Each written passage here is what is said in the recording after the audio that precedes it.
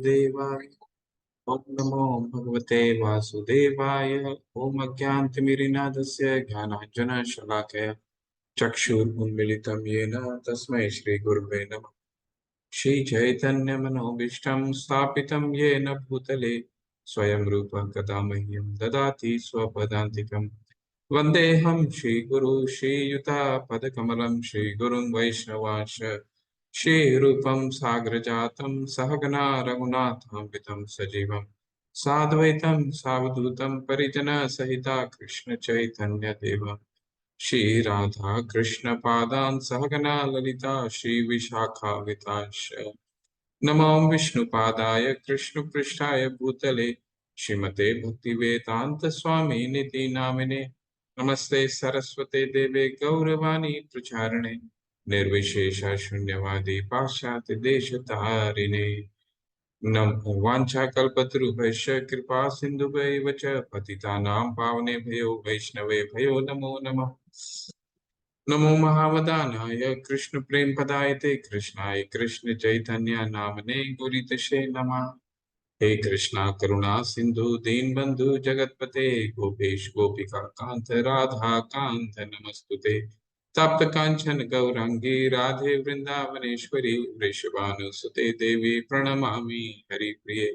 जय श्री कृष्ण चैतन्य प्रभु नित्यानंदा श्री अद्वैत गदाधर शिवासादि गौर वृंद। हरे कृष्णा कृष्ण कृष्णा हरे हरे हरे राम राम राम हरे हरे। हरे कृष्णा कृष्ण कृष्णा हरे हरे हरे राम राम हरे हरे। हरे कृष्णा कृष्ण कृष्णा हरे हरे हरे राम राम राम हरे हरे। हरे कृष्णा। आप सभी को आज काफी दिन के बाद हम लोग ये कक्षा शुरू हो रहा है। परंतु मैं थोड़ा सा बाहर हूँ, तो हो सकता है मेरे इंटरनेट कनेक्शन में मेरे वीडियो में थोड़ा सा अगर प्रॉब्लम आता है या किसी तरह का तकलीफ आता है तो मैं वीडियो ऑफ कर दूंगा, क्योंकि जहाँ पे आया हुआ हूँ वहाँ इंटरनेट की सुविधा थोड़ी अच्छी नहीं है। तो जहाँ भी आपको दिक्कत होती है तो मुझे बता दीजिएगा, तो मैं वीडियो ऑफ करके फिर बात। हरे कृष्णा। तो हम आठवां अध्याय कर रहे थे। आठवां अध्याय में हमने क्या किया था? आठवां अध्याय में मुख्यतः ये शुरू कहाँ से होता है? शुरू होता है अर्जुन के प्रश्न से। कितने प्रश्न अर्जुन पूछते हैं? 7 प्रश्न अर्जुन पूछते हैं। ठीक है। ब्रह्म क्या है, आदि देव कौन है, आदि यज्ञ कौन है। ठीक है। इस तरह करके फिर ये आदि यज्ञ कहाँ रहते हैं।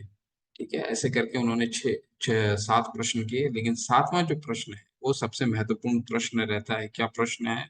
7वां जो प्रश्न है उनका प्रश्न रहता है कि अंतकाल में कैसे भगवान को स्मरण किया जाए। ठीक है। तो और ये जो 7वां जो प्रश्न होता है, इस प्रश्न पे पूरा अध्याय है।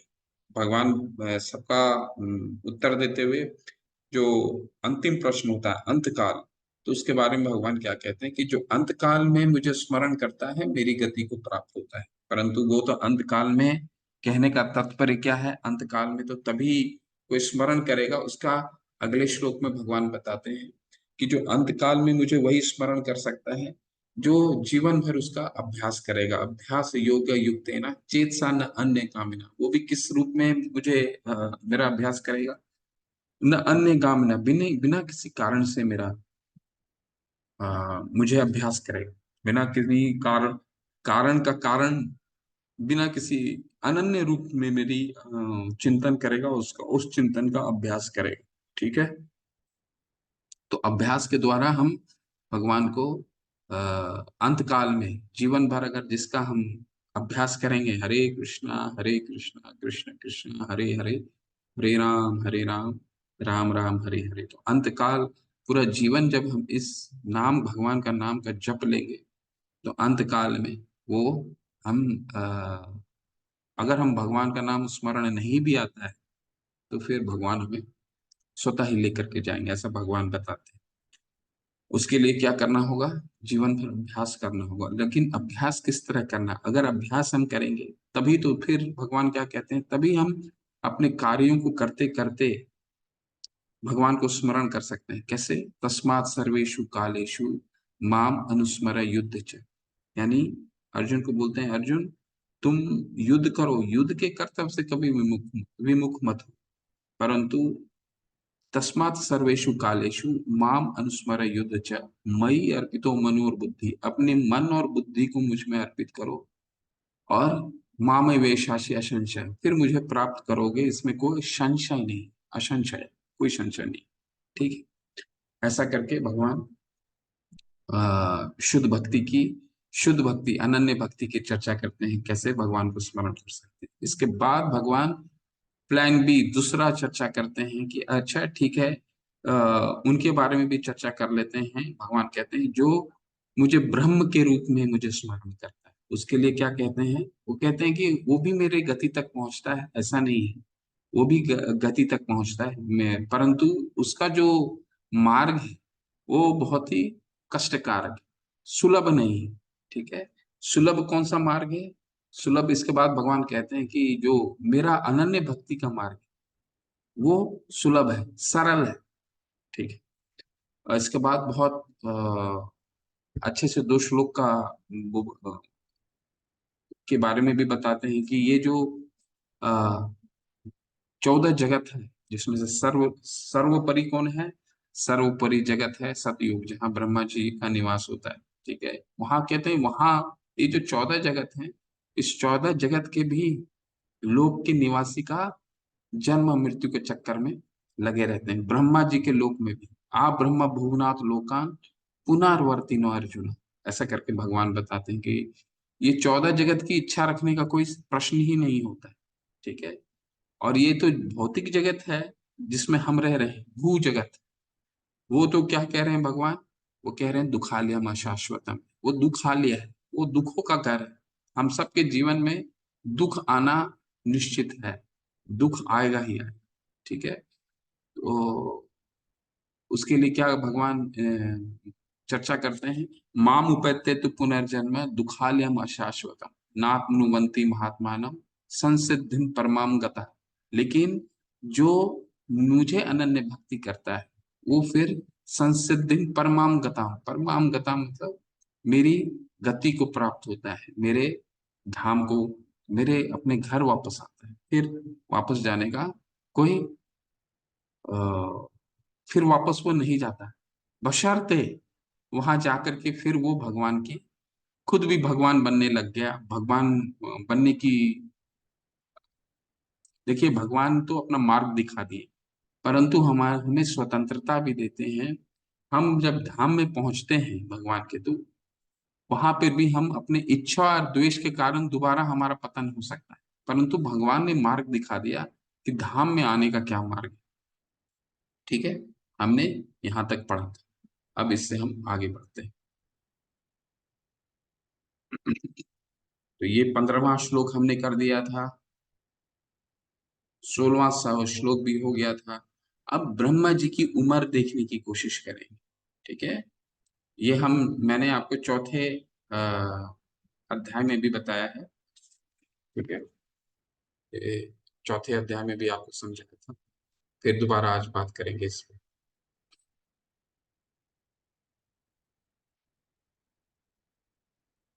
चलिए यहाँ से शुरू करते हैं।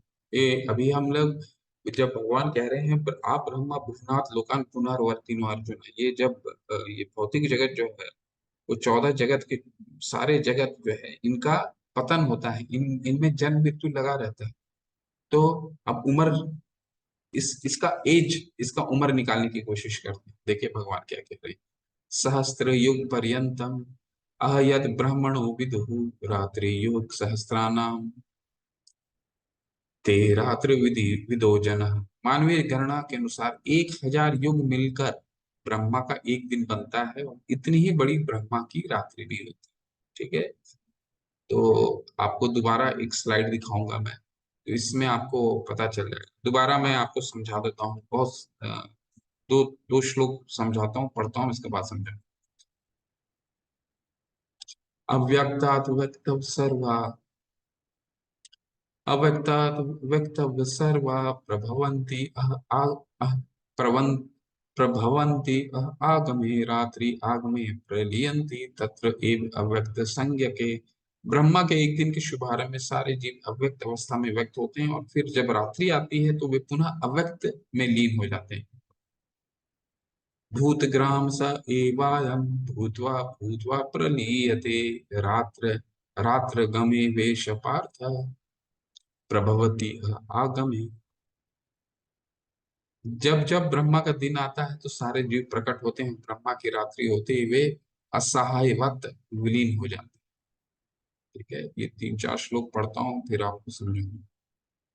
चलिए, ये तीन श्लोक,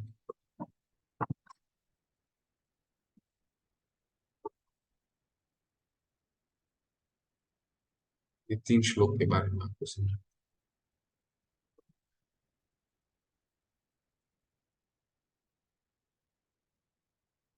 एक प्रेजेंटेशन देता हूँ इसके बाद।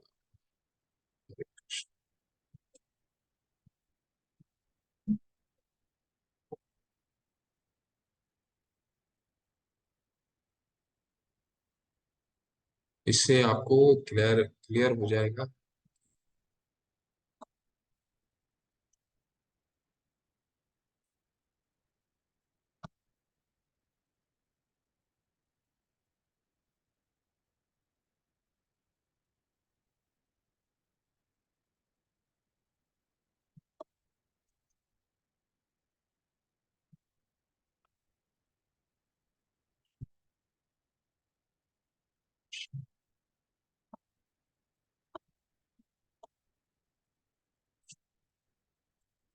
ये ये आपके पास जो भी पीडीएफ है, ये पीडीएफ आप अपने पास रखिए। आपके पास जब आपने लेवल 1 किया होगा तो ये पीडीएफ आपको जरूर मिला। ठीक है,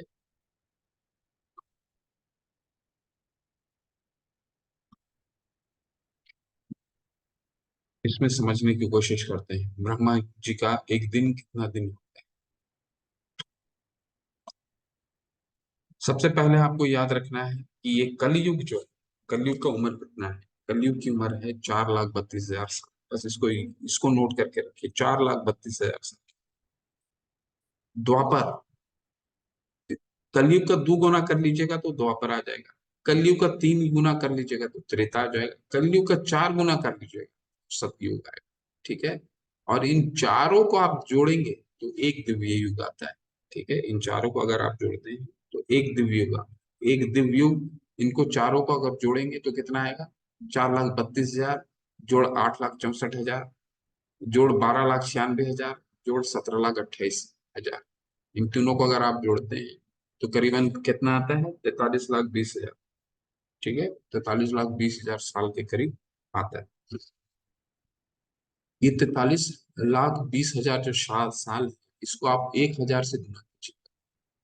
ये 1,000 से गुना करेंगे तो ब्रह्मा जी का एक 12 घंटा होता है। ठीक है, 12 घंटा। जो क्रिएशन है ना, ये क्रिएशन आपको दे रहे हैं। दिन जो होता है, दिन, ठीक है, 12 घंटे का दिन, ये एक दिव्य युग, एक दिव्य युग यानी 1,000 दिव्य युग का ब्रह्मा जी का 12 घंटा होता है। उतना ही रात्रि होती है। तो ब्रह्मा जी का जैसे ही दिन समाप्त होता है, 12 घंटा समाप्त होता है, जैसे ही रात्रि आती है तो छोटा प्रलय होता है। छोटा प्रलय में सारे जीव समा जाते हैं ब्रह्मा जी के अंदर। और जब ये दिन दोबारा कल सुबह होता है, रात्रि समाप्त होने के बाद, जब तक रात्रि रहता है ब्रह्मा जी के अंदर रहते हैं, जैसे ही रात्रि समाप्त होती है, सुबह होता है, ये जीव दोबारा प्रकट हो जाते हैं। ठीक है, तो यही बताने की कोशिश की गई। ब्रह्मा जी कितना जीते हैं? ब्रह्मा जी के जीवन को निकालते हैं। ब्रह्मा जी की उम्र है 100 साल, 100 ईयर्स। ठीक है, तो कैसे निकालेंगे 100 ईयर्स? तो बहुत बहुत इसको आप आराम से इसको निकाल सकते हैं। अभी ब्रह्मा जी को 50 साल हो गया है, ब्रह्मा जी का 100 साल। ठीक है, 100 साल की उम्र है। उनकी एक दिन कितनी की हुई? 1,000 दिव्य युग। एक दिव्य युग कितना हुआ? 43,20,000 साल। ठीक है, एक दिन इतना का हो गया, आप उतना का ही रात निकाल लीजिए, तो 24 घंटे का निकल गया। इसको 360 से गुना कर दीजिए, तो एक साल में कितने दिन हो गए वो निकल जाएगा। उसको 100 से गुना कर दीजिए, ठीक है, 100 से गुना कर दीजिए, वो आ जाएगा आपको 311 ट्रिलियन ईयर होता है, 311 ट्रिलियन ईयर्स ब्रह्मा जी का जीवन। अभी 50 साल हुए हैं ब्रह्मा जी के, क्योंकि 7 मनवंतर, मनवंतर भी समझा देता हूँ आपको क्या है। ये दिव्य युग है। इस इस दिव्य युग का 71 दिव्य युग का एक मनवंतर होता है, ठीक है, जहाँ एक मनवंतर में एक मनु राज्य करते हैं। अभी 28 मनवंतर, 27 मनवंतर खत्म हो चुके हैं, 28वां चल रहा है, ठीक है। इसी तरह 71 मनवंतर, ठीक है। तो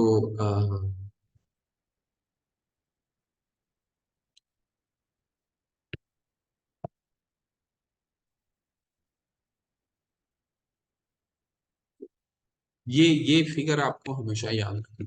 ये ये ये जो पीडीएफ है, इसको हमेशा याद रखिए। ब्रह्मा जी का 100 साल होता है, और बहुत सिंपल, अगर आपको याद रखना है तो ये फिगर याद रखिए, ठीक है।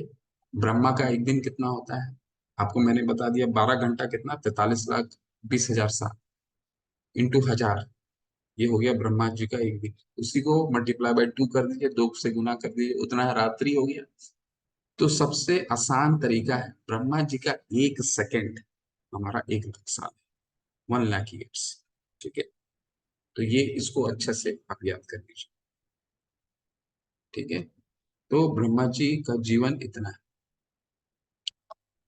चलिए, तो जैसे मैंने आपको क्या बताया कि ब्रह्मा जी,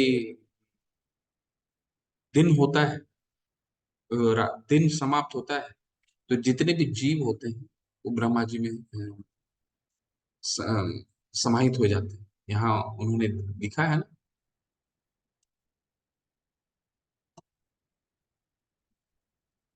ब्रह्मा के एक दिन के शुभारंभ में सारे जीव अव्यक्त अवस्था में व्यक्त होते हैं, और फिर जब रात्रि आती है तो पुनः अव्यक्त में विलीन हो जाते हैं, वो विलीन हो जाते हैं। कल सुबह, जैसे ही सुबह होता है तो दोबारा वो प्रकट हो जाते हैं। परंतु जब ब्रह्मा जी का जीवन का अंत होता है, 100 साल, तो सारा कुछ शिरोदक्षाय गर्भोदय गर्भोदक्षाय विष्णु के अंदर समाहित हो जाता है, सब कुछ, ठीक है, जब 100 साल समाप्त होते हैं। तो हमने अभी क्या देखा, ब्रह्मा जी की, आप ब्रह्मा भूनाथ लोका पुनर्वर्ती नो अर्जुना, जो भगवान कह रहे हैं कि ब्रह्मा जी की भी उम्र होती है, तो हमने देख लिया उम्र कितनी होती है, 100 साल की उम्र होती है। 100 साल का कैलकुलेशन कीजिएगा, यहाँ सीधा कैलकुलेशन है, देखिए।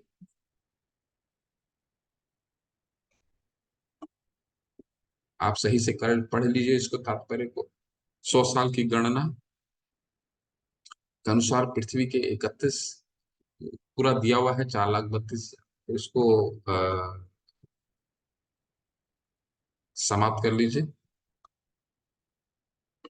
इसको संपन्न कर लीजिए, ठीक है। इसको पढ़ लीजिए अच्छे से।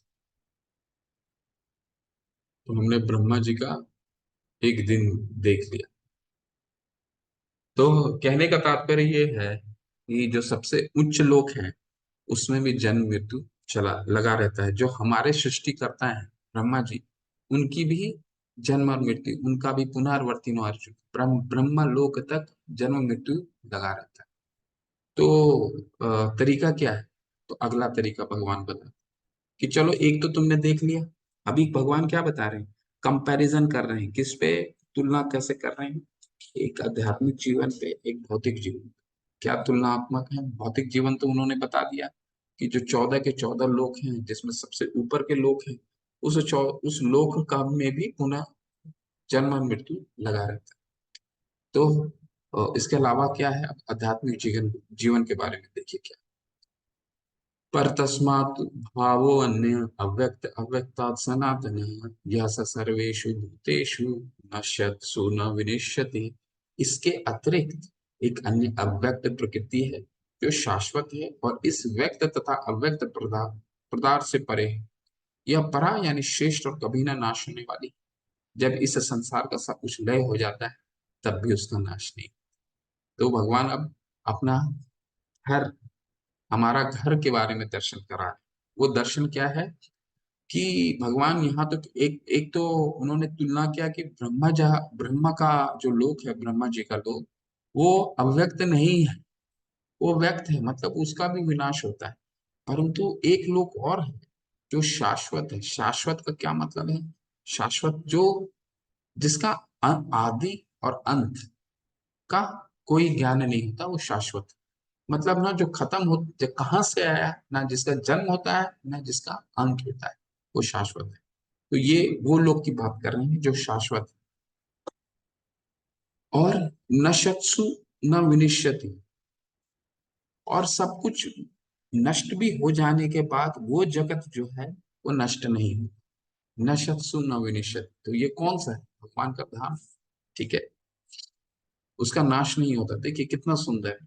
एक जगह तुलना कैसा है, एक जगह ऐसा है, हो सकता है 311 ट्रिलियन ईयर्स, ब्रह्मा जी का 311 ट्रिलियन ईयर, परंतु है तो फिर भी उसका लिमिटेशन है। तो उनकी जन्म मृत्यु तो वहां भी है, परंतु ये एक ऐसी जगत है, भगवान बता रहे हैं, जहाँ पे कुछ नाश ही नहीं होता, जिनका कुछ भी विनाश नहीं होता, सब कुछ लय हो जाता है, इसके बावजूद वहां विनाश नहीं। ठीक है।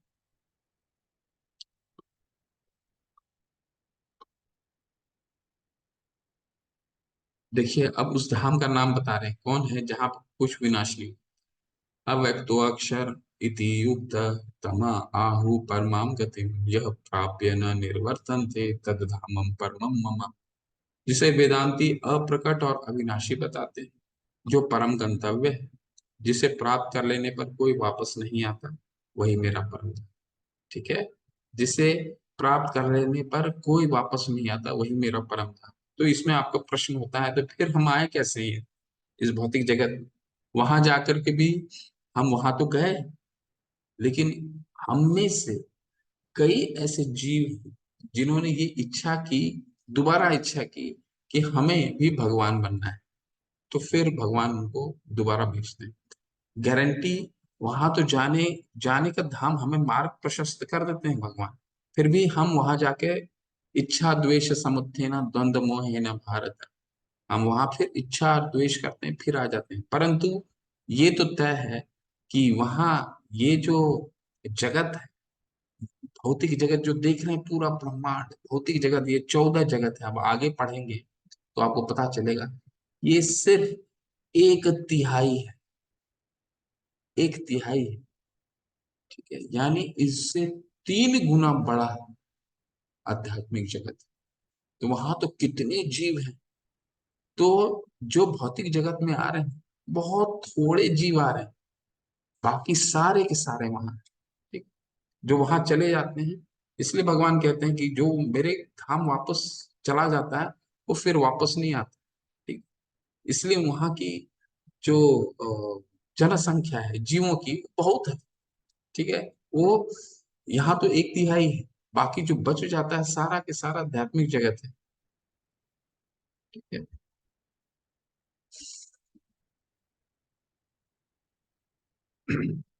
पुरुषं स परं पार्थ भक्त्या भक्त्या लभ्यतु अनन्यया यस्य अंतस्थानि भूतानि येन सर्वमिदं ततम्। भगवान जो सबसे महान है, अनन्य भक्ति द्वारा ही प्राप्त किए जा सकते हैं। यद्यपि वे अपने धाम में विराजमान हैं, तो भी वे सर्वव्यापी है और उनमें सब कुछ स्थित है। भगवान सर्वव्यापी है। ठीक है। छठे अध्याय में भी हमने पढ़ा था ना, क्या पढ़ा था? छठे अध्याय में पढ़ा था, अ, ये तो सर्वाणि कर्माणि, अ, अ, भगवान, ये तो यस्य अहम न प्रणश्यामि स च मे न प्रणश्यति। कहने का तात्पर्य यह है कि हर भगवान हर जगह है। ठीक है। और भगवान का जो भक्त है, भगवान को हर जगह देखता है, हर वस्तु में उनको देखता है। और उनके लिए यह न मैं प्रणश्यामि तस्य अहम न प्रणश्यामि स च मे न प्रणश्यति। उसके लिए वो कभी अदृश्य नहीं होता, और वो भगवान के लिए कभी अदृश्य नहीं होता। तो ऐसा करके छठे अध्याय में हमने पढ़ा है। तो वही यहाँ बता रहे हैं कि भगवान हर जगह विराजमान है। केवल हमारी दृष्टि अनन्य भक्ति की होगी तभी हम भगवान को देख सकते हैं, नहीं तो हम इन भौतिक चक्षुओं से हम भगवान की लीलाओं को नहीं समझ सकते। ठीक है। आगे के अध्याय में बहुत सुंदर श्लोक आने वाला है। ठीक है, जिसमें हम भगवान इस धरातल में मनुष्य के रूप में आते हैं। तो हम ऐसा हम में से कई लोग हैं वो ये समझते हैं कि भगवान मनुष्य रूप में तो आए हैं, उनको भी कटने से खून निकलता है, तो इसको कैसे समझे। तो आगे समझेंगे नौवें अध्याय। यत्र काले यत्र काले देखिए, अब तक तो अनन्य भक्ति की बात करी है। भगवान भगवान सुलभ हैं, अनन्य भक्ति के द्वारा पाए जा सकते हैं। और जो अनन्य भक्ति करता है, भगवान उसको सर्वव्यापी के रूप में दिखते हैं, हर जगह दिखते हैं। अब भगवान उनके बारे में बताते हैं जो ब्रह्म के रूप में भगवान को चिंता करता है। ठीक है, उसको जल्दी से हम लोग पढ़ते हैं।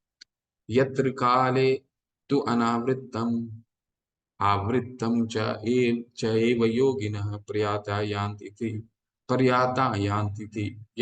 तम कालम वक्ष्यामि भरत ऋषभ।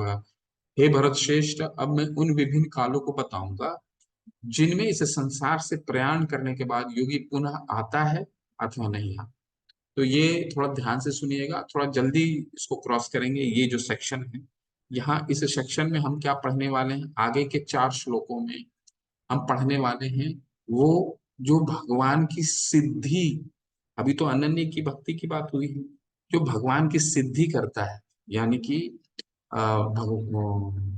ध्यान योग, जो छठे अध्याय में हमने पढ़ा था ध्यान योग, जो ध्यान योग में है उसकी क्या गति होती है, वो भी भगवान अपना अंत समय वो भी चुन सकता है। भगवान देखिए हर हर अध्याय में दोनों पक्ष को साथ में लेके चल रहे हैं। वो जो भगवान की ब्रह्म में लीन है और जो भगवान की अनन्य भक्ति करता है, दोनों को तुलना तुलना करते हैं, और दोनों की में जो सर्वोच्च है उस सर्वोच्चता को स्थापित करते हैं। ठीक है। तो अब उन योगियों की बात हो रही है। धूमो रात्रिस्तथा कृष्ण क्षणमाशा दक्षिणायन तत्रम चंद्रमाशम ज्योति योगी प्राप्य निर्वर्तते। जो योगी धुएं रात्रि कृष्ण पक्ष में या सूर्य के दक्षिणायन रहने में 6 महीनों में दिवंगत होता है, वह चंद्रलोक को जाता है, किंतु वहां से पुनः पृथ्वी पर चला आता है। देखिए, जो सिद्धि योगी होते हैं वो अपने अंतकाल को स्वयं चुन सकते हैं। उनको मालूम है कि इस काल में अगर मैं अपने प्राण को त्यागता हूं तो मैं कहाँ किस गति को किस लोक को जाऊंगा। ठीक है। तो यहाँ उनकी बात हो रही है जो दक्षिणायन, दो दक्षिणायन होता है और उत्तरायण होता है। जो उत्तरायण जनवरी में जाता है, जनवरी के मास में उत्तरायण जाता है। जो दक्षिणायन के रहने के 6 महीने, दक्षिणायन के 6 महीने तक जो अपना शरीर को त्याग करता है। याद है आपको जब हमने उस पर चर्चा किया था कि जो सिद्धि व्यक्ति होते हैं वो अपने प्राण को दो भवों के बीच में लेके आते हैं और अपने इच्छा स्वरूप प्राण को त्याग सकते हैं। सिद्धि इतनी आ जाती है, समाधि के स्तर पे चले जाते हैं। ठीक है। 8 अष्टांग योग पद्धति याद है आपको। यम, नियम, आसन, प्राणायाम, प्रत्याहार, ध्यान, धारणा और धारणा, ध्यान और समाधि। ठीक है। ये अष्टांग जब समाधि के स्तर में पहुंच जाता है तो वो अपने प्राण को त्याग करने की सिद्धि प्राप्त कर लेता है। दक्षिणायन में अगर करता है, प्राण त्यागता है, तो उसको उसकी गति वो कहाँ पहुंचता है, चंद्रलोक। जो चंद्रलोक आप देख रहे हैं, चंद्रलोक में आधा देवता गण वास करते हैं और आधे में पितृलोक वास करते हैं। तो चंद्रलोक में अगर उसको जाना है, चंद्रलोक, तो वो दक्षिणायन में अपना जीवन वो त्याग सकता है, अपना प्राण तो त्याग सकता है।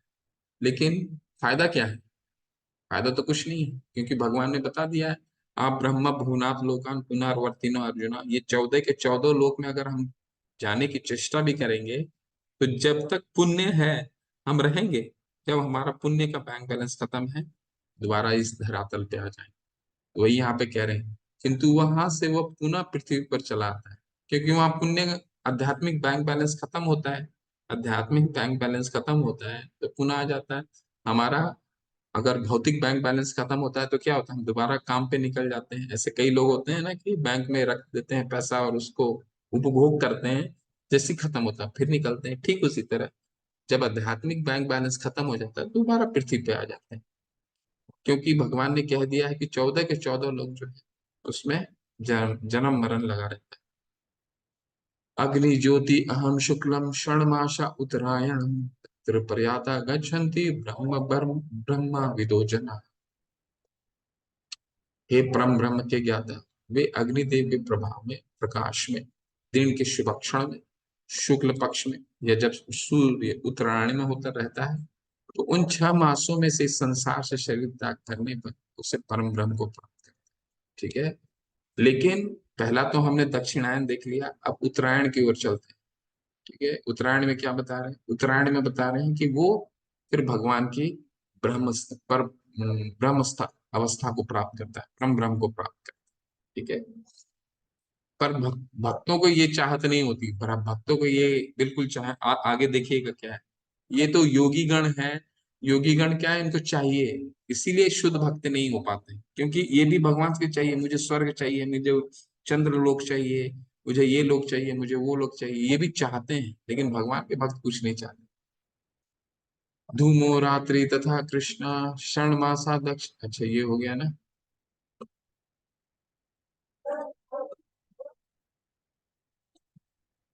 न न नैते श्रीति श्रुति पार्थ ज्ञान योगी मुह्यन्ति कश्चन तस्मात् सर्वेषु कालेषु योग युक्तो भवार्जुन।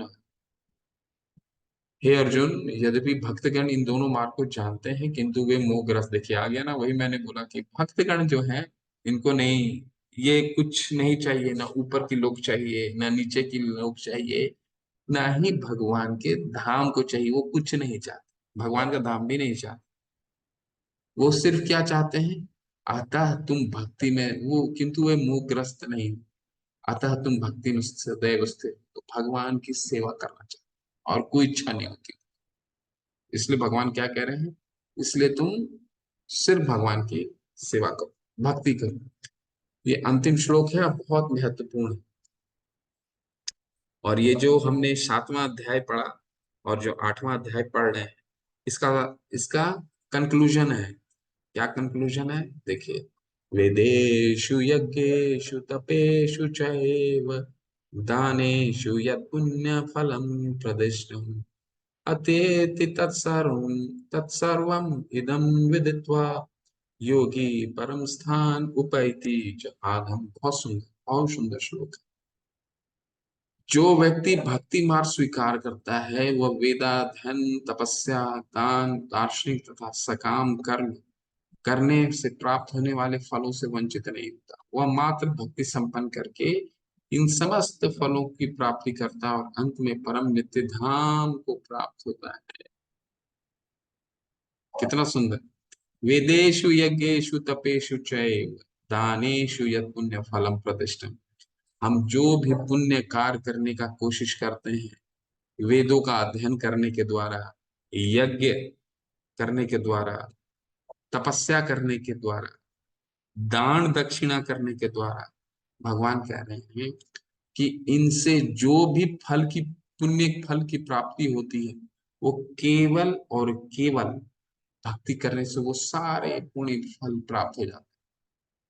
ठीक है, तो भक्ति समझिए क्या है, 100 रुपया है जिसमें 10 रुपया भी शामिल है, 20 भी शामिल है, 50 भी शामिल है।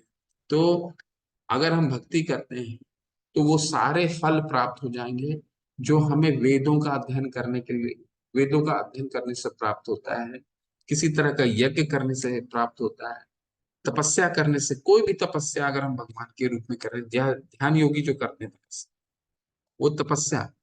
वो तपस्या करने से जो हमें फल की प्राप्ति होती है, जो पुण्य का कार्य, पुण्य जो दान देते हैं, वो दान, ठीक है, वो दान भी अगर हम देते हैं तो वो जो फल प्राप्ति होती है, वो फल केवल और केवल हम भक्ति करने से वो सारे फलों को प्राप्त कर सकते हैं।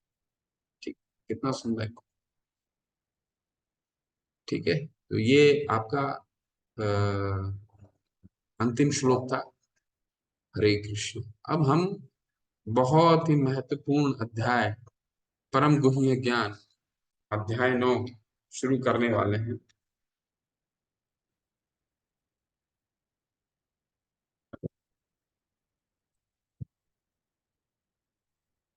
ये ये जो अध्याय है, ये जैसे मैंने आपको क्या बताया था कि भगवत गीता जो है 18 अध्याय को 3 भागों में विभाजित किया जाता है। पहला भाग 1 से 6, दूसरा भाग 7 से 12, तीसरा भाग 13 से 18। जो भगवत गीता का गुह्यम भाग, जो क्रीम है, वो क्या है? 7 से 12। इन 7 से 12 में भी जो सारांश है, जो उसका भी गुह्य है, जो सबसे गुह्यतम ज्ञान है, जो सबसे इंपॉर्टेंट, जो महत्वपूर्ण है, वो है चैप्टर 9, इन चैप्टर 10, अध्याय 9 और अध्याय 10।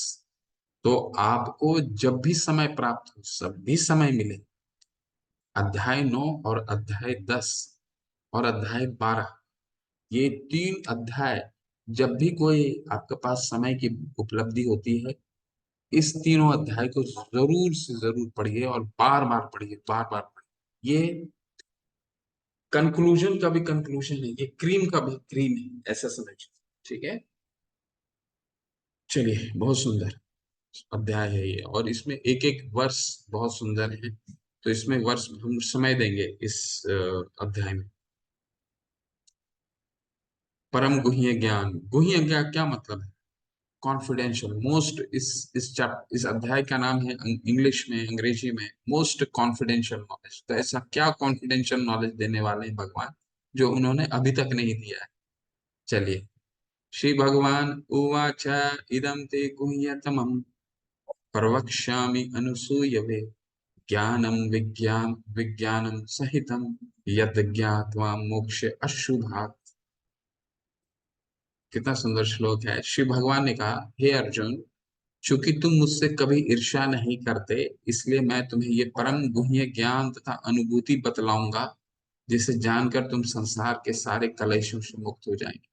साथ में, जिस तरह अध्याय चैप्टर नंबर 5, अध्याय 5, अध्याय 3 का विस्तार एक्सप्लेनेशन है, विस्तारित है, पांचवा अध्याय, तीसरे अध्याय, उसी तरह ये अध्याय 9 है। अध्याय 7 का विस्तारित है। अध्याय 7 का याद है आपको? सबसे पहला श्लोक भगवान ने क्या कहा था कि मुझसे अब ये मुझसे सबसे अ, सबसे अब इस ज्ञान को सुनने के बाद और कुछ सुनने के लिए शेष नहीं रचता। तो ये सबसे कॉन्फिडेंशियल नॉलेज है, 7वें अध्याय का पहला श्लोक में भगवान कहते हैं। लेकिन ये जो नॉलेज है, ये जो आज का ज्ञान भगवान 9वें अध्याय में देने वाले, वो क्या है? गुह्यतमम है, बहुत बहुत कॉन्फिडेंशियल। और ये इसको पाने वाला कौन है? इसको पाने वाला वो है जो भगवान से योग्यता क्या है? ईर्ष्या नहीं करता, ठीक है। सबसे पहला योग्यता यही है, अनुसूयवे, यानी भगवान से जो ईर्ष्या नहीं करता, वही इस भगवान की गीत को समझ सकता है, नहीं तो गीत को समझना दुष्कर है। दूसरा क्या है? ये जो अध्याय में भगवान हमें क्या बताने वाले? अनुभूति बताने वाले, अनुभूति, रियलाइजेशन, अनुभूति। और बार बार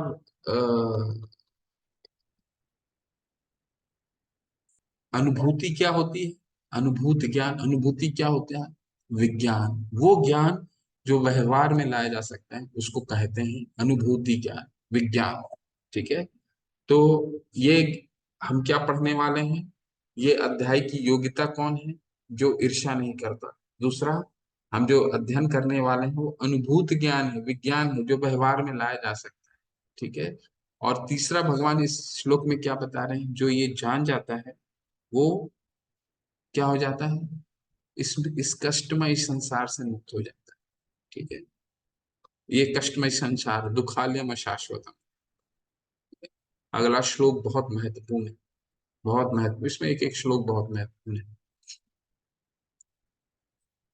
राज विद्या राजगुह्यम पवित्रम इदम उत्तमम प्रत्यक्षवागमम धर्म्यं सुसुखम कर्तुम अव्ययम।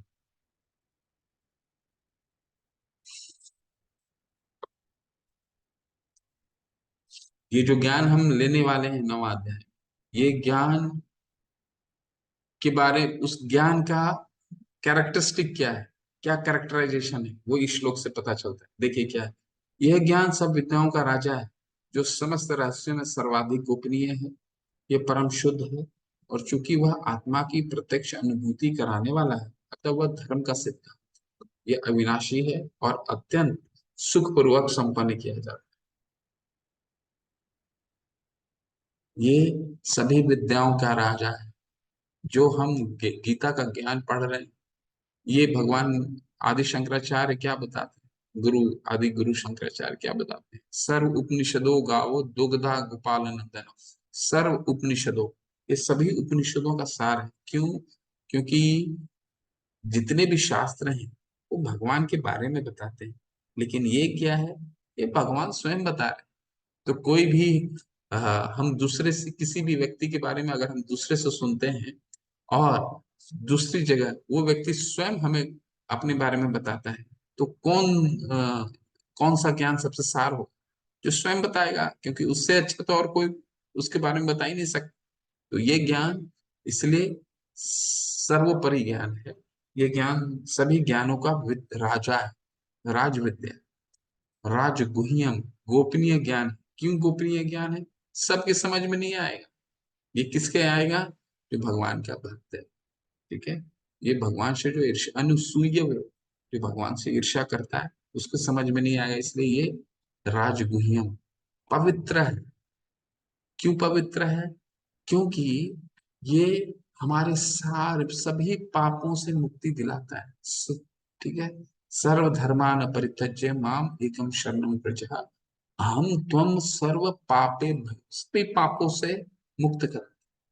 ये ज्ञान जो हम अभी इस अध्याय में अध्ययन करने वाले, पवित्रम इदम उत्तमम है, उत्तम ज्ञान है।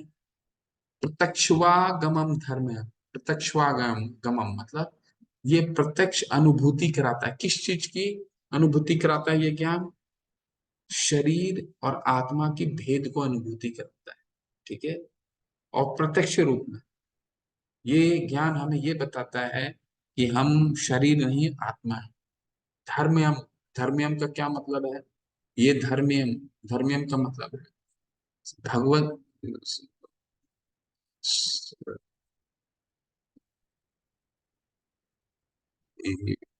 भगवान की भक्ति, वही धर्म है।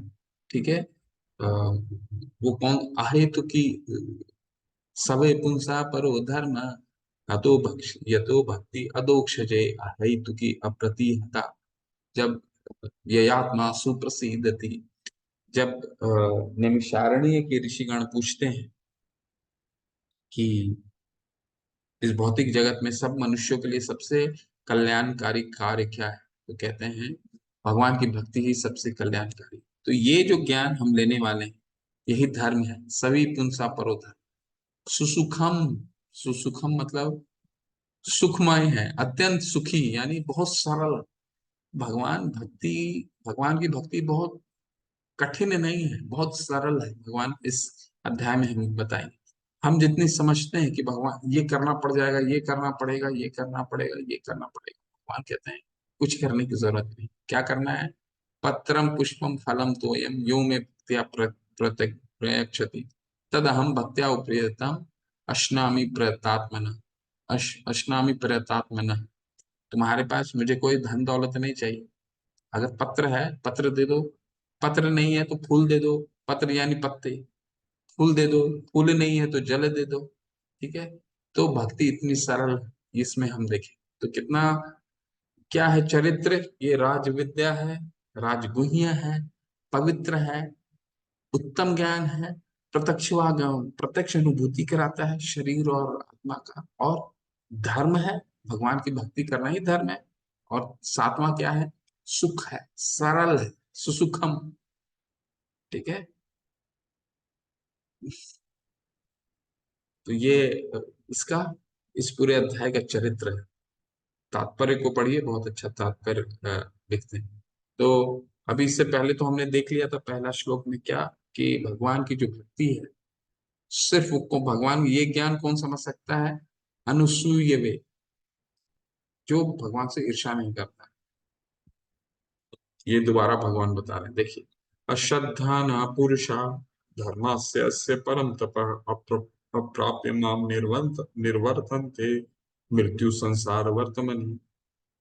हे परम तप, जो लोग भक्ति में श्रद्धा नहीं रखते, वे मुझे प्राप्त नहीं कर पाते, अतः वे इस भौतिक जगत में जन्म मृत्यु के मार्ग को वापस आते रहते।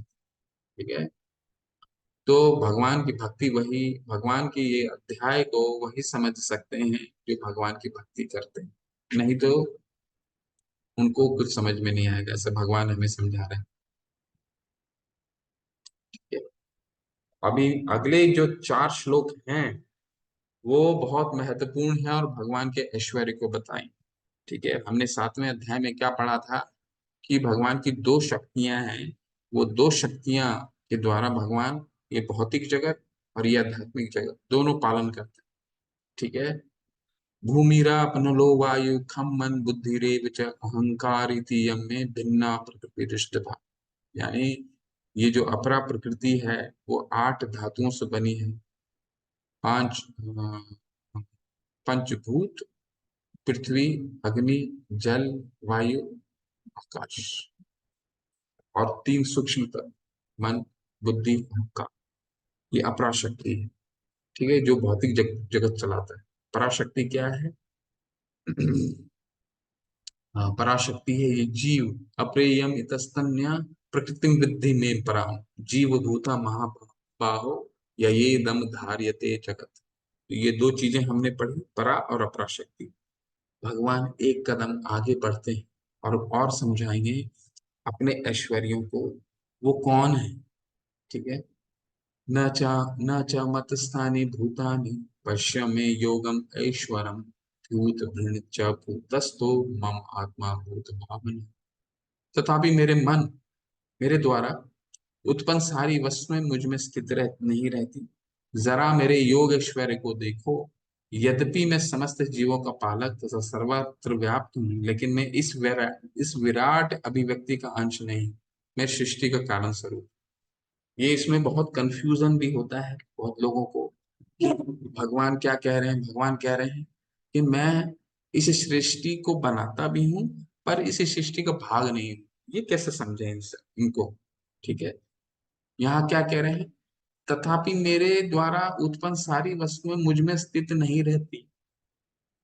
ये जरा मेरे योग ऐश्वर्य को देखो। यद्यपि मैं समस्त जीवों का पालक हूँ, सर्वत्र व्याप्त हूँ, लेकिन मैं इस विराट अभिव्यक्ति का अंश नहीं हूँ, मैं सृष्टि का कारण स्वरूप। भगवान ये सृष्टि बनाते हैं, सृष्टि का कारण है, परंतु हर जगह भगवान नहीं जाते। रिलायंस का जो मालिक है वो कंपनी बनाता है, इसका मतलब ये नहीं है कि हर कार्य वो खुद ही कर, वो कंपनी बनाता है और अपनी शक्तियों के माध्यम से कंपनी को चलाता है। ठीक है। उसकी शक्ति कुछ भी हो सकता है, कुछ स्थूल हो सकते हैं, सूक्ष्म हो सकते हैं। स्थूल क्या है? उसके एम्प्लॉय, उसकी कारखाना, उसके मशीनरी, ये सब स्थूल हो गए। सूक्ष्म क्या हो गया?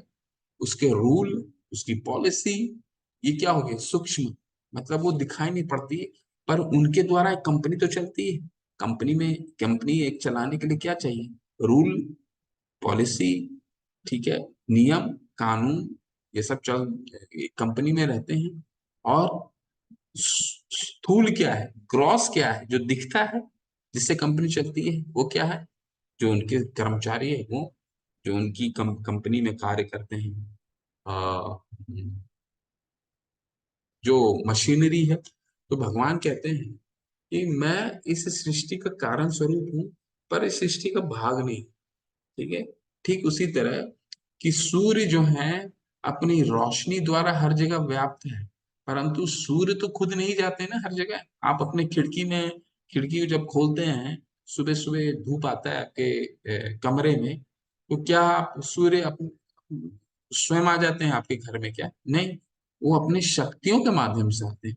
भगवान इस सृष्टि को अपनी शक्ति के माध्यम से चलाते हैं। और कुछ उदाहरण दूंगा आपको, आगे बढ़िए। यथाकाश स्थितो नित्यम वायु सर्वत्र गो महान तथा सर्वाणि भूतानि मतस्थानि अब मतस्थानि इति उदाहर्य। देखिए, अब उदाहरण भी दे रहे हैं इसका। क्या उदाहरण है? जिस प्रकार सर्वत्र प्रवाहमान प्रबल वायु सदैव आकाश में स्थित रहती है, उसी प्रकार समस्त उत्पन्न प्राणियों को मुझ में स्थित है। बहुत सुंदर उदाहरण के रूप में भगवान कहता है, बता रहे हैं कि अब जैसे आकाश है, ठीक है, हम इस दृष्टि में, इस दृश्य जगत में अब सबसे बड़ा चीज, सबसे विकराल विराट चीज क्या देखते हैं? आकाश। इससे विराट कोई चीज नहीं हो सकता बड़ा, जो हमें देखता है। भगवान यहाँ पे उदाहरण के रूप में कह रहे हैं कि देखो, आकाश, दो सबसे विराट चीज क्या है? आकाश और वायु सबसे विराट है। तो आकाश और विराट जो वायु है, वायु आकाश के भीतर ही रहता है, ठीक है। वायु आकाश के भीतर अधीन रहता है। ये आकाश के परे चले जाइएगा तो वायु आपको नहीं मिलेगा। तो आकाश के परिधीन वायु रहता है, परंतु आकाश वायु के कार्य में दखल नहीं देता, वायु अपना कार्य करता है। ठीक उसी तरह भगवान के आ, भगवान सभी चीजें का कारण स्वरूप है, परंतु भगवान सबके कार्य में हस्तक्षेप नहीं करते। जैसे आसमान जो है, आकाश जो है, वायु के कार्य में हस्तक्षेप नहीं करता, लेकिन वायु आकाश के अंदर ही रहता है, ठीक है। चलिए आगे बढ़ते हैं, फिर एक और उदाहरण दूंगा। भगवान अपनी ऐश्वर्यों के बारे में बता रहे हैं। सर्वभूतानि कौन्तेय प्रकृति यान्ति मामिकाम कल्पक्षे पुनस् पुनस्तानि कल्पदौ विसृजाम हम। हे कुंती पुत्र, कल्प के अंत होने पर सारे प्राणी मेरे प्रकृति में प्रवेश करते हैं, और अन्य कल्प के आरंभ पर होने पर मैं उन्हें अपनी शक्ति से पुनः उत्पन्न करता हूँ। तो मैंने आपको पिछले श्लोक में, अध्याय में बताया कि ब्रह्मा जी के दो होते हैं, दो कल्प होते हैं। एक छोटा, जब ब्रह्मा जी की दिन खत्म होता है और रात्रि शुरू होती है, तो एक छोटा कल्प है, जो सारे जीव जो है भगवान में, ब्रह्मा जी में विलीन हो जाते हैं, और सुबह होती है ब्रह्मा जी की तो दोबारा प्रकट हो जाते हैं। लेकिन जब ब्रह्मा जी की उम्र समाप्त हो जाती है, 100 साल, तो एक कल्प का अंत होता है, ठीक है। एक कल्प का जब अंत होता है, तो सभी चीज इंक्लूडिंग ब्रह्मा जी जितने हैं, सब गर्भोदक्षाएं में विलीन हो जाते हैं।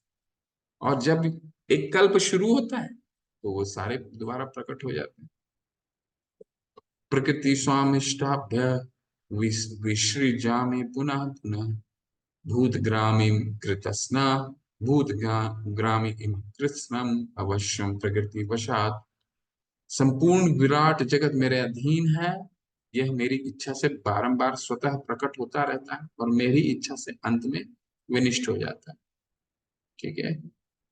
न न चा माम तानि कर्माणि बध्नन्ति धनंजय उदासीन वक्त आसीनम असक्तम तेषु कर्मसु।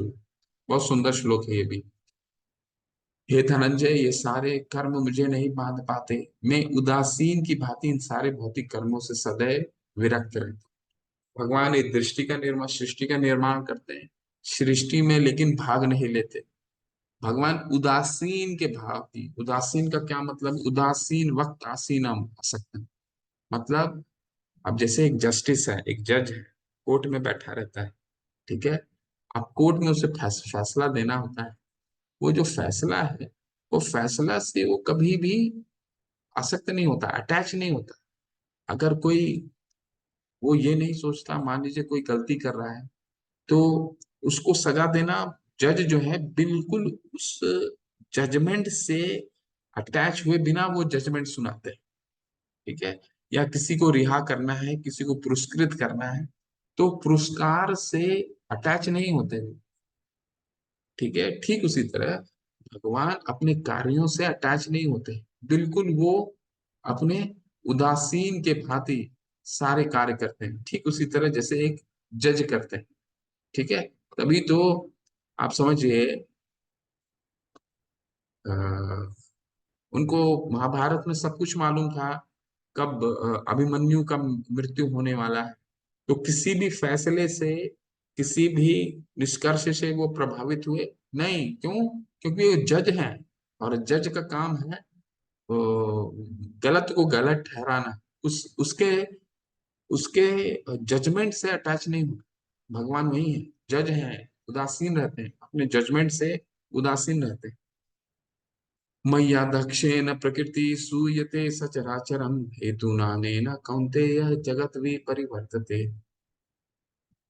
हे कुंती पुत्र, यह भौतिक प्रकृति मेरे शक्तियों में से एक है और मेरी अध्यक्षता में कार्य करती रहती है, जिसे सारे चर तथा अचर प्राणी उत्पन्न होते हैं।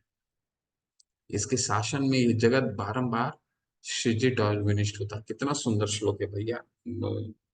भगवान कह रहे हैं, मैया दक्षेण प्रकृति सूयते सचराचर, यानी मैं जो ये जो कुछ देख रहे हैं, ठीक एटीएम मशीन के भाव माफिक है। एटीएम मशीन क्या है?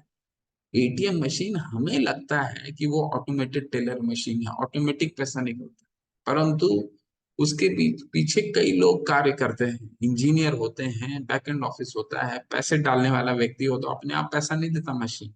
ठीक ठीक है, भगवान इस चीज को क्लियर कर रहे हैं। सूर्य उदय अपने आप नहीं हो रहा है, बारिश अपने आप नहीं हो रहा है, ये हाँ, शाम को तारे अपने आप नहीं जगमगा रहे हैं। ठीक है, नदी का प्रवाह अपने आप नहीं बह रहा है, वायु अपने आप नहीं आ रहा है।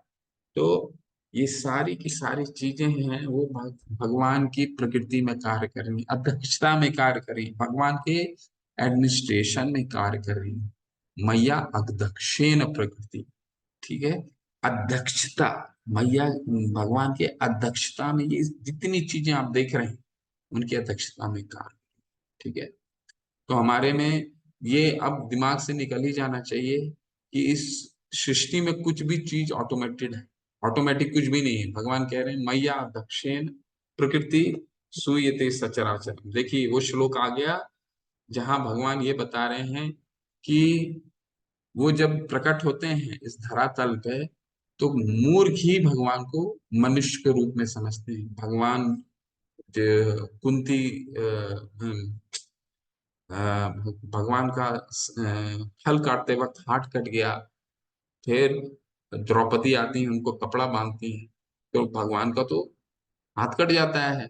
सीता माँ जब अपहरण हो जाता है, तो भगवान राम, तो कई लोग बोलते हैं अरे भगवान राम तो विलाप कर रहे हैं। भगवान राम होंगे तो वो तो उनके आंखों में आंसू कैसे आ सकते हैं, करुणा कैसे आ सकते हैं, और उनके सामने से सीता माँ का हरण कैसे हो गया? वो तो भगवान है, तो हरण कैसे हो गया? ठीक है, रावण ने कैसे हर लिया उनको?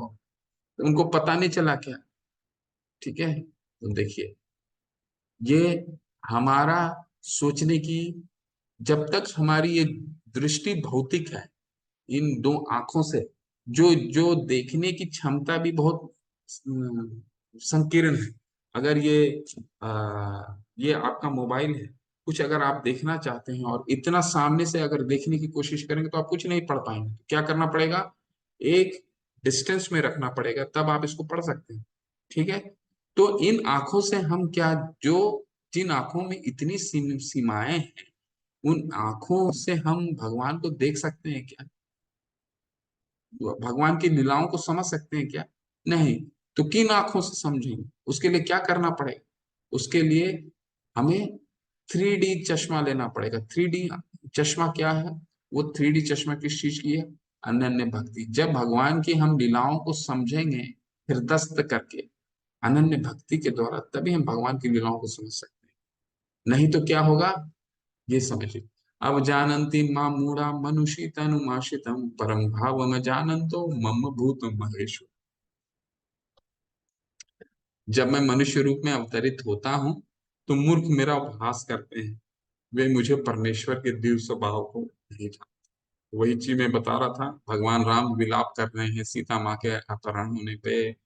तो आ, कई लोग बोलते हैं अरे भगवान कृष्ण के होते हुए ये पांडवों का ये हाल क्यों हुआ। हमें शिक्षा देने के लिए भगवान लीलाएं करते हैं, हमें शिक्षा देने के लिए। ठीक है। तो जैसे जैसे हम पढ़ेंगे, हम हरे कृष्ण महामंत्र का जप करेंगे, तो हम भगवान की लीलाओं को समझ सकेंगे, इन आंखों से नहीं परंतु भक्ति के नेत्रों से समझ सकेंगे। ठीक है। दो श्लोक और करते हैं। मोघाशा मोघ कर्माणो मोघ ज्ञान विचेतसः राक्षसीम आसुरीम चैव प्रकृति मोहिनी माशितः। जो लोग इस प्रकार मोहग्रस्त होते हैं, वे आसुरी तथा नास्तिक विचारों के प्रकृति प्रति आकृष्ट होते हैं। इस मोहग्रस्त अवस्था में उनकी मुक्ति आशा, उनके सकाम कर्म तथा ज्ञान का अनुशीलन सभी निष्फल हो जाते हैं। ठीक है ना। तो मोग आशा मोग कर्माणु मोग ज्ञान विचेतसा, ये आसुरी के बारे में कह रहे हैं। सातवें अध्याय में हमने क्या पढ़ा था? चतुर्विधा भजन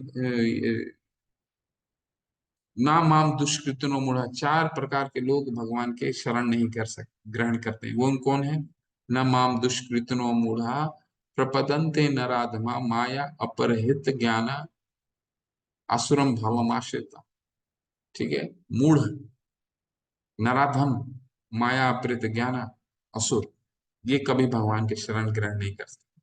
उसी का यहाँ दोबारा डिटेल है। क्या है?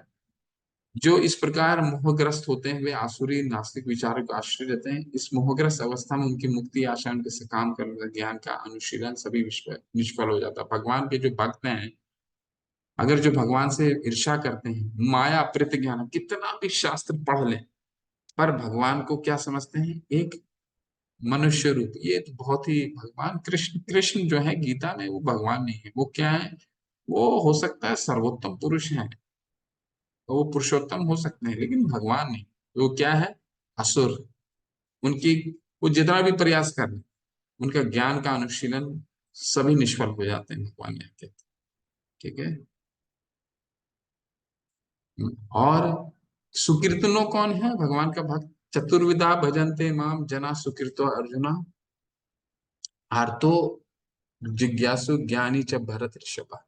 आर्तो आर्तो जिज्ञासु अर्थार्थी ज्ञानी च भरत ऋषभ। चार लोग, आर्तो, जिज्ञासु, अर्थार्थी और ज्ञानी। यहाँ पे उसी चीज को और विस्तार से कैसे?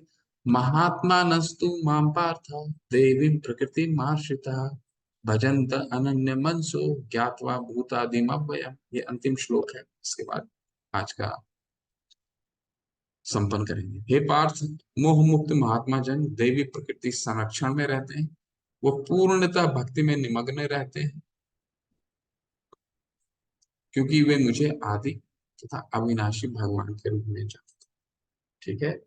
भगवान को, भगवान चौथे अध्याय में भी क्या कहते हैं? जन्म कर्म च मे दिव्यम यो वेति तत्वतः त्यक्त्वा देहं पुनर्जन्म नेति मामिते सो अर्जुना। जो मेरे जन्म और कर्म की दिव्यता को समझता है, वो दोबारा कभी इस धरातल पे जन्म नहीं लेता। ठीक उसी तरह यहाँ पे भगवान कह रहे हैं कि जो भगवान का भक्त है, वो दैवी प्रकृति के संरक्षण में रहता है। ठीक है। दैवी प्रकृति, ये यहाँ पे दैवी प्रकृति किसके लिए प्रयोग हुआ है? राधा रानी के लिए। क्योंकि जो भक्ति है, उसकी अधिष्ठाता देवी है राधा रानी। तो वो, उसकी भक्ति को ध्यान में राधा रानी संरक्षण देती है। ठीक है। हरे कृष्णा। आज यही संपन्न करते हैं, कल 14 श्लोक से शुरू करेंगे। बहुत सुंदर श्लोक है, यहाँ से शुरू करें। ठीक है। तो हमने आज 8वां अध्याय संपन्न किया, और 8वां अध्याय के बाद, 8वां अध्याय के अंततः में भगवान क्या कहते हैं? वेदेषु यज्ञेषु तपेषु चैव ज्ञानेषु यत् पुण्य फलम प्रतिष्ठम। जो वेदाध्ययन, जो वेदों को पढ़ता है, यज्ञ करता है, तपस्या करता है, दान करता है, और इन सब करने के कारण जो पुण्य फल की प्राप्ति होती है, केवल भक्ति करने से वो सारी फल की प्राप्ति हो जाती है। ऐसा करके भगवान सातवां और आठवां अध्याय को कंक्लूड करते हैं। ठीक। और फिर जब नवा अध्याय शुरू करते हैं तो क्या कहते हैं कि ये जो ज्ञान है, ये सिर्फ और सिर्फ अ,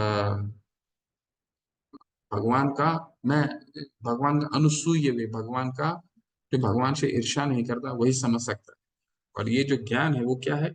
सभी विद्याओं का राजा है। राज विद्या राजगुह्यम पवित्रम इदम उत्तमम प्रत्यक्षागमम धर्म्यम सुसुखम कर्तुम अव्ययम। ये जो ज्ञान हम पढ़ रहे हैं, सबसे महत्वपूर्ण ज्ञान है।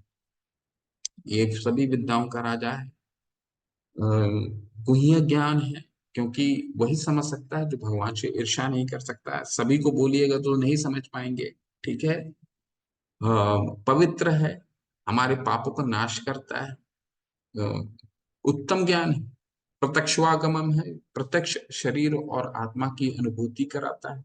ठीक है। प्रत्यक्षागमम धर्म है, सवै पुंसा परो धर्म, ये तो भक्ति अधोक्ष है, भगवान की भक्ति करना ही धर्म है। तो ये नौवा जो अध्याय है वही सिखाता है धर्म। और अंततः सुसुखम है, सरल है, बहुत आसान है भगवान की भक्ति का। कोई दुर्लभ नहीं है कि लोग तिरुपति में जाएं और 1-1 करोड़ रुपया, 10-10 करोड़ रुपया दें। कोई जरूरत नहीं भगवान को।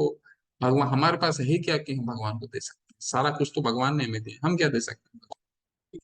भगवान भक्ति की सरलता को इस अध्याय में समझाएंगे। ठीक है। और एक बहुत महत्वपूर्ण, भगवान अपने ऐश्वर्यों के बारे में बताते हैं। क्या बताते हैं? ये जो प्रकृति है वो मेरी अध्यक्षता में कार्य कर रही है। मैया अध्यक्षेन प्रकृति सूयते सचराचरम हेतु नाने न कौन्तेय जगत भी परिवर्तते।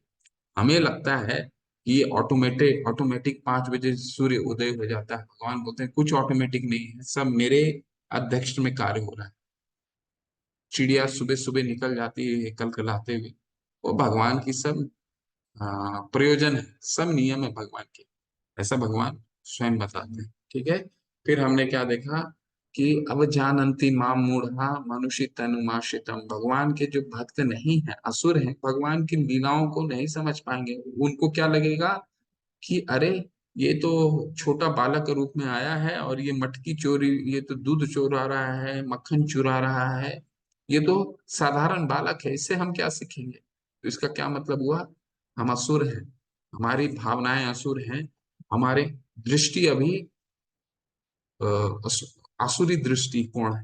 ठीक है। भगवान कह रहे हैं अब जानन्ति माम, ऐसे मूर्ख मेरे जन्म और कर्म की दिव्यता को नहीं समझ, वो ये नहीं समझ पाते कि अपनी लीलाओं के माध्यम से मैं तुमको आकृष्ट कर रहा हूं और सिखा रहा हूं, दोनों चीज। फिर मोह आशा मोग कर्मानो मोग ज्ञान विचेतसा। ठीक है। ये लक्षण है असुरों के, जो भगवान के कितना भी कर लीजिए, शास्त्रों का अध्ययन कर लीजिए, फिर भी भगवान के प्राप्त नहीं कर पाते, उनको समझ नहीं पाते। ठीक है। ऐसा करके हम अ, अध्ययन किए। और सबसे लास्ट श्लोक क्या था? 13वां, महात्मा नस्तु माम पार्था देवी प्रकृति माशिता। जो महात्मा लोग होते हैं, महात्मा, हम जिसको महात्मा का उदाहरण समझते हैं, देखिए आज हमें महात्मा का डेफिनेशन भी मिल गया। ठीक है। हम किसी को भी महात्मा बोलते हैं नहीं, भगवान बता रहे हैं महात्मा कौन है। कौन? जो देवी प्रकृति में आश्रित है, जो देवी के प्रकृति, देवी के में आश्रित है, जो राधा रानी, जो भगवान की भक्ति करता है और राधा रानी की अध्यक्षता में वो सर्व सुरक्षित है। ये भगवान का महात्मा नस्तु माम पार्थ देवी प्रकृति माशिता भजंत अनन्य मनसो। जो भजन करते रहता है भगवान का, अनन्य भजन करते, भजन अनन्य मनसो, जो भगवान का अनन्य भजन करता है वही महात्मा है। और वो राधा रानी की संरक्षण में रहता है। ये महात्मा का परिभाषा है। हम किसी के साथ महात्मा लगा देते हैं, किसी को भी महात्मा बोल देते हैं। तो भगवत गीता महात्मा की आज हमें परिभाषा सिखाता है। हरे कृष्ण। शील प्रभुपाद की जय। जगत गुरु नमाचार हरिदास। तो किसी का कोई प्रश्न है, पूछना चाहते हैं तो पूछ सकते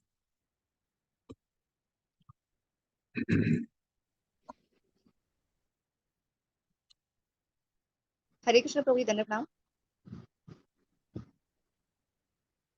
हरे कृष्ण, धर्म प्रणाम। पूछिए हाँ मुझसे। प्रभु जी, मैंने आज ही फर्स्ट टाइम आपकी क्लास ज्वाइन की है, तो जी। मुझे पिछले मतलब जो मैंने मिस किया है, क्या मुझे वो वापस सुनने को रिकॉर्डिंग्स वगैरह कुछ अवेलेबल है क्या प्रभु जी? रिकॉर्डिंग्स तो मिल जाएंगी माता जी, इसमें रिकॉर्डिंग्स ग्रुप में आ रही हैं, और अपडेटेड ओके, मैंने रिकॉर्डिंग्स भी। आज ही ज्वाइन किया है ना। ओके, मैंने तो आज ही ज्वाइन किया है ना, तो मुझे रिकॉर्डिंग अवेलेबल नहीं होगी। जो अभी रिकॉर्डिंग्स आपको लिंक भेज देंगे, शायद कल सुबह आपके पास इस ग्रुप में ही लिंक आ जाएगी। उस लिंक में अब तक की जितनी क्लासेस हैं, सब क्लासेस की रिकॉर्डिंग आपको मिल जाएंगी। ठीक है माता, सारी लिंक मिल जाएंगे आपको। ओके ओके ओके, थैंक सारे यू प्रभु लिंक। जी।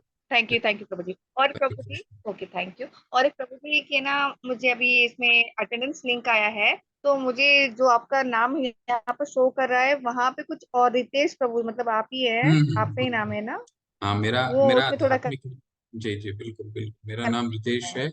आप उसमें टिक कर लीजिए, मेरा ये भौतिक नाम है और आध्यात्मिक नाम ऋतु दुपेश्वर है। ठीक है माता। थैंक यू प्रभु जी। हरे कृष्णा, दंड प्रणाम। हरे कृष्ण। हरे कृष्ण रेणु माता जी, हरे कृष्ण। अनम्यूट हरे कीजिए कृष्ण please। प्रभु जी। हरे कृष्ण माता, प्लीज बोलिए। हरे कृष्ण हरे कृष्ण। थोड़ा सा मन में शंका आ रही थी। जी। जैसे अभी हमने पढ़ा कि भगवान ने कहा कि हमें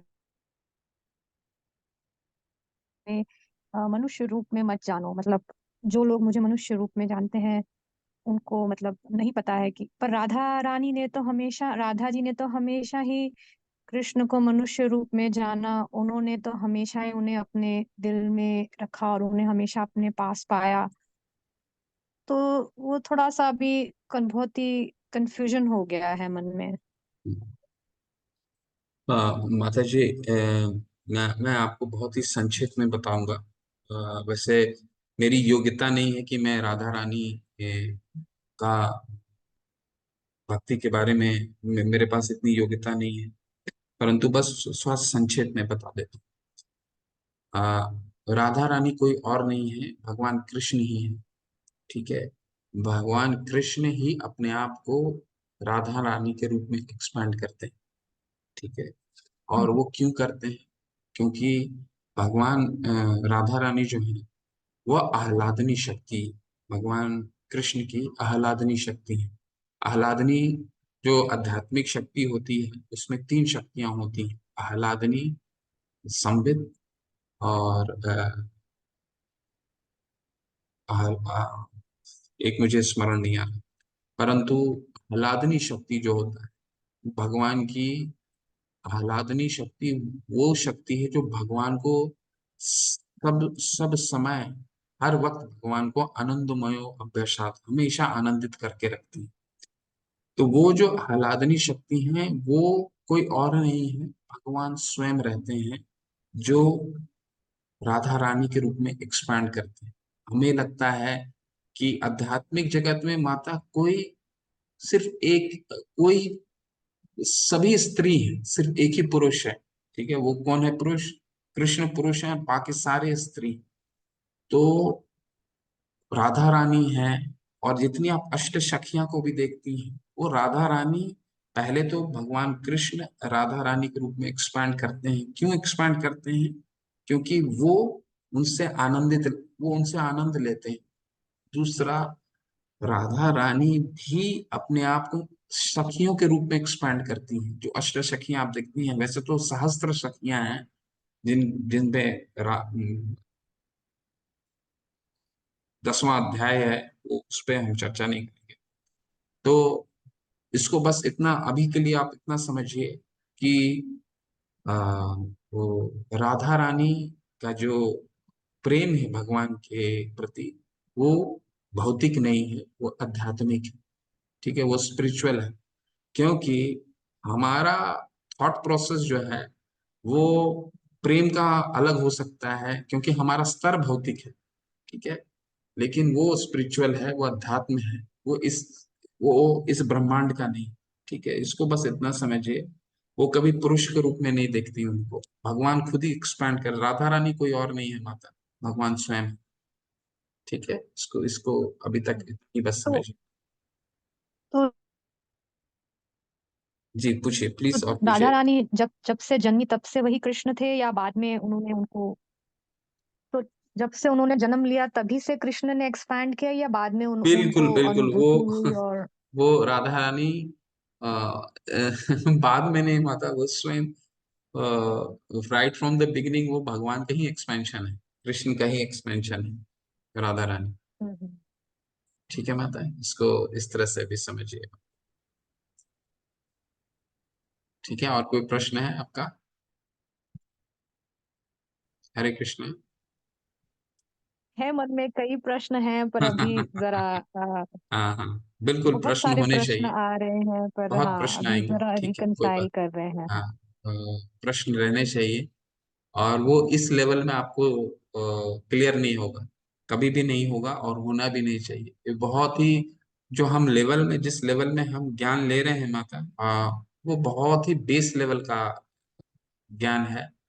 तो इसको बार बार तात्पर्य को पढ़ते रहिए, और आगे पढ़िए, अच्छे से पढ़ते रहिए, पढ़ते रहिए, पढ़ते रहिए, तब हम इसको और समझ समझ सकेंगे। क्योंकि अगर मैं अभी आपको समझाने की भी कोशिश करूंगा, तो वो हमें वो स्तर नहीं पहुंचा है कि हम समझ पाए। ठीक है, और ना ही मेरी इतनी शैक्षिक योग्यता है कि मैं आपको इस संदर्भ को समझा पाऊं। परंतु अभी अ, के लिए बस इतना जानिए कि राधा रानी कोई और नहीं है, भगवान स्वयं है। और उनकी आह्लादनी शक्ति के रूप में भगवान अपने आप को एक्सपैंड करते हैं। ठीक है, इस चीज को बस अभी आप जानिए, इतना बस जानिए। हम्म। ठीक है माता, ठीक है। और कोई प्रश्न है इसके अलावा? और कोई प्रश्न है माता तो पूछ सकते हैं प्लीज। नहीं प्रभु जी। हरे कृष्ण।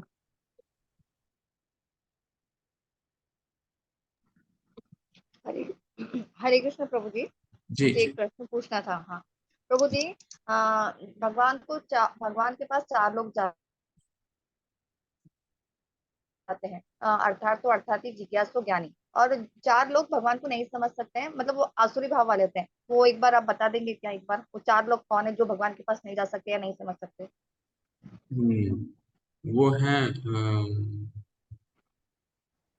नाम माम दुष्कृतनो मूढ़ा प्रपदन्ते नराधमा माया अपहृत ज्ञाना असुरम भाव आश्रित। चार लोग हैं। मूढ़ा, मूढ़ा मतलब मूर्ख। ठीक है, जो जिनके पास कुछ समय ही नहीं बचता है, सुबह से लेकर के शाम तक अपने जीविका उपार्जन के लिए लगे रहते हैं, समय ही नहीं है, 8 बजे से 8 बजे तक करते हैं। मूर्ख, मूढ़ा। दूसरा नराधम। नराधम कौन है?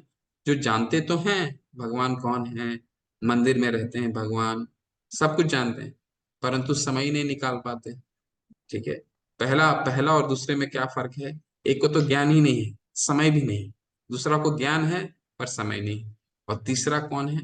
माया अपहृत ज्ञाना, जिन्होंने ज्ञान भी है, शास्त्र का भी अध्ययन कर लिया है, परंतु वो क्या समझते हैं? भगवान को एक पुरुष के रूप में, उत्तम पुरुष, सर्वश्रेष्ठ पुरुष के रूप में देखते हैं, भगवान को भगवान के रूप में नहीं देखते। ठीक है, तो वो क्या हो गया? माया अपहृत ज्ञान है। जिसके ज्ञान को माया ने हर लिया है उसको कहते हैं माया अपहृत ज्ञान। चौथा कौन है? असुर। असुर कौन होते हैं? जो नास्तिक हैं, जो भगवान को उपहास करते हैं, जिसका आज हमने पढ़ा ना, आज उसका दूसरा परिभाषा क्या है? जो भगवान भगवान अवजानन्ति मां मूढ़ा मानुषी तनुमाश्रितम, भगवान को नहीं समझते कि भगवान मनुष्य के रूप में आते हैं, तो वो उनकी लीलाओं को नहीं समझ पाते कि भगवान की जो लीलाएं हैं वो दिव्य हैं। जन्म कर्म च में दिव्यम यो वेति तत्वतः, चौथे अध्याय में भी बताया ना, भगवान का जन्म भी दिव्य है, भगवान का कर्म भी दिव्य है। भगवान जो भी जन करते हैं वो दिव्य है, वो हम उनको नहीं समझ पाते, पर वो दिव्य है। तो असुर, ये चार लोग हैं जो भगवान को नहीं जान पाते। ठीक है माता। Thank you.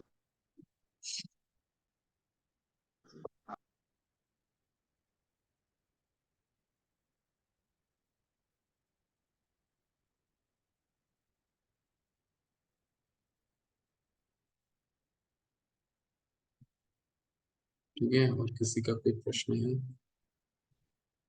9वां जो अध्याय है, बहुत आप लोग ध्यान से सुनिएगा, इसमें बहुत प्रश्न हो सकते हैं, लेकिन सुनना बहुत जरूरी है। श्रवण पे कंसंट्रेट अगर हम करेंगे, ध्यान से सुनते रहेंगे एक चीज को, तो हमें धीरे धीरे धीरे धीरे हमारा और भगवान का नाम का जप लेते रहेंगे। 10वें अध्याय में भगवान बोलेंगे ददामी बुद्धि योगम तम, मैं बुद्धि दूंगा आपको, ददामी बुद्धि योगम तम। तो वो स्वतः ही धीरे धीरे धीरे हम इन चीजों को समझ सकते हैं। ठीक है, तो इसको ध्यान से सुनिए। 9वां और 10वां अध्याय बहुत महत्वपूर्ण, बहुत इंपॉर्टेंट अध्याय है इस, ये दोनों। ठीक है जी, रेणु माता जी, हरे कृष्ण जी। हरे हरे कृष्ण माता कृष्णा जी, प्रभु जी। प्लीज। जी जी। एक और संशय हो रहा था मन में कि हम्म। जैसे भगवान ने कहा मुझे मनुष्य रूप में ही जानिए आप, और मेरा कृष्ण रूप को ही आप स्मरण करो और करिए। और अभी आपने बोला कि कृष्ण भगवान ने अपने आप को एक्सपैंड किया राधा रानी में, और हम्म। राधा रानी जी ने हम्म। एक्सपैंड किया हम्म। गोपियों में। हम्म। तो सिर्फ कृष्ण रूप में ही हम स्मरण क्यों करें, और एज अ मैन ही क्यों स्मरण करें? क्योंकि अब जैसे पता चला कि राधा रानी भी थी, तो दैट मीन्स हम्म। भगवान जो है वो कोई एक मनुष्य नहीं है, मतलब ना ना वो आदमी है ना वो औरत है, वो भगवान दिव्य है। पुरुष हैं, भगवान पुरुष हैं। और भगवान ये नहीं कह रहे हैं कि मुझे कृष्ण के रूप में, भगवान क्या कहते हैं कि मेरी भक्ति करो, सिर्फ वो सेवा के रूप में बताते हैं। और हमारे मन में आपका प्रश्न मैं समझ गया कि आपका प्रश्न ये है कि मैं सिर्फ कृष्ण को क्यों पूजूं, मैं राधा रानी को क्यों ना पूजूं, मैं उनके जितने एक्सपेंशन है उनको क्यों ना पूजूं। बिल्कुल पूछ सकते हैं, बिल्कुल पूछ सकते हैं आप, क्योंकि ये सभी भगवान के अंश हैं। भगवान के किसी भी रूप को पूज सकते हैं। भगवान कभी ये नहीं कहते हैं कि कृष्ण को पूजो, भगवान कहते हैं कि मेरे किसी भी रूप को आप पूछ सकते हैं। एते चांचकुला पुंसा कृष्णास्तु भगवान स्वयं। परंतु होता क्या है माता, कि हम किसी को, भगवान राम को पूछ सकते हैं, राधा रानी के तो बिना हम भगवान तक पहुंच ही नहीं सकते हैं। ठीक है, इसलिए हम क्या कहते हैं, हरे कृष्णा हरे कृष्णा। तो हरे कौन है? हरे कृष्ण में जब मंत्र है हरे, वो कौन है? वो राधा रानी स्वयं है। तो आज भी हमने देखा ना कि जो महात्मा लोग होते हैं वो राधा रानी की अध्यक्षता में रहते हैं। तो अ, राधा रानी के बिना हम तो भगवान कृष्ण तक पहुंच ही नहीं सकते। सबसे पहले तो उनको हरे कृष्णा कृष्ण कृष्ण हरे हरे, हरे राम राम राम हरे हरे। तो हरा कौन है? जिसने भगवान का हृदय को हर लिया है, इसलिए हरा से हरे, तो वो है राधा रानी। तो राधा रानी को हम प्रसन्न करेंगे तभी हम कृष्ण तक पहुंच सकते हैं, नहीं तो कृष्ण तक नहीं पहुंच सकते। तो भगवान ने ये हम्म। नहीं कहा है कि मेरी पूजा करो, ऐसा कहीं नहीं कहा है कि मेरी भक्ति करो, मतलब किसी भी रूप में मेरी भक्ति तुम कर सकते हो मेरी। लेकिन अगर कृष्ण की हम आराधना करते हैं तो क्या हो जाता है, यथा तरो, हम जड़ में पानी डालने का कार्य करें। जड़ में डालते हैं, लेकिन जड़ में अगर जल डालते हैं तो सभी वृक्षों को जड़ मिल जाता है। लेकिन राधा रानी तो बहुत इंपॉर्टेंट है। आप किसी रूप में भगवान की पूजा कर सकते हैं, ऐसा कोई ये नहीं। भगवान राम के रूप में कर सकते हैं, नरसिंह रूप में कर सकते हैं। राधा रानी के बिना हम कृष्ण तक तो पहुंच ही नहीं सकते। बिल्कुल। हरे ठीक है, कृष्णा प्रभु। हरे कृष्ण। ठीक है, चलिए। वाञ्छाकल्पतरुभ्यश्च कृपा सिन्धुभ्यो च पतितानां पावनेभ्यो वैष्णवेभ्यो नमो नमः। अनंत कोटि वैष्णव वृंद की जय। श्रील प्रभुपाद की जय। जगत गुरु श्री प्रभुपाद की जय। हरे कृष्ण सभी।